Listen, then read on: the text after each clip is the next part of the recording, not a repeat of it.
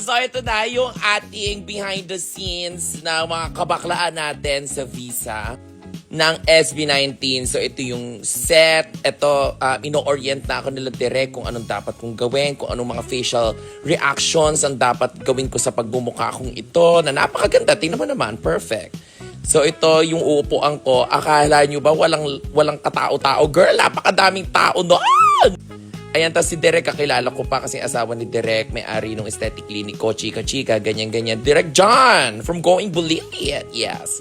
Tapos ito, pinapractice ko yung mga facial expressions ko kasi syempre kailangan lukot yung mukha ng bading. Ito, I'm just serving face here because my face card never declines. Pero, ayan, sobrang daming ilaw! Actually, malamig yung set, pero pag ikaw na yung nasa set, sobrang daming ilaw, umiinit. Pero syempre, maganda yung light. Aarty muna ako saglit.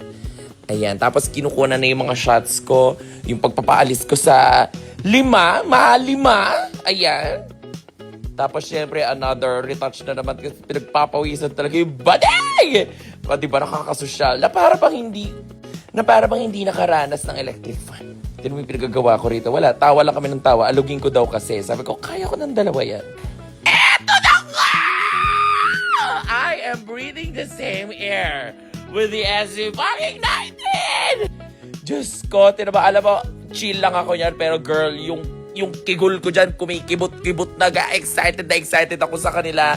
Sobrang pogi na. I literally shook hands with 5 of them and I'm already crying. Ayan! Ito yung kinikilig ako sa mukha ni Josh, hindi ko siya matignan ng diretso, kaya inaalis ko yung mukha ko. Ayan! Ayan, kinikilig na ako. Sa totoo lang, gusto ko na silang tanongin yan. Gutom na ba kayo? Kasi ito ang power kakainin niya! Eto, chika lang ako with Stel, ganyan-ganyan. Tapos, ayan, sabi, sungitan ko daw yung SB19. Sabi ko, okay na ba, pakyuhin ko sila. Ayun, tawa lang naman kami ng tawa lahat. It was super fun. Ito, another point of view, sabi ko dun sa friend ko, lumipat ng pwesto. Kaya kitang-kita din yung lumayat. Tingnan mo niya naman, ate, oh! Walang pipila! Nauna na ako sa pila! Ako'y pinipilahan! Nakakaloka! Ayan, tawa lang kami ng tawa dyan sa set. Diyos ko, I'm happy na napatawa ko yung 5. Gusto ko sarang sabihin sa kanila, kasyang 5 sa bibig ko!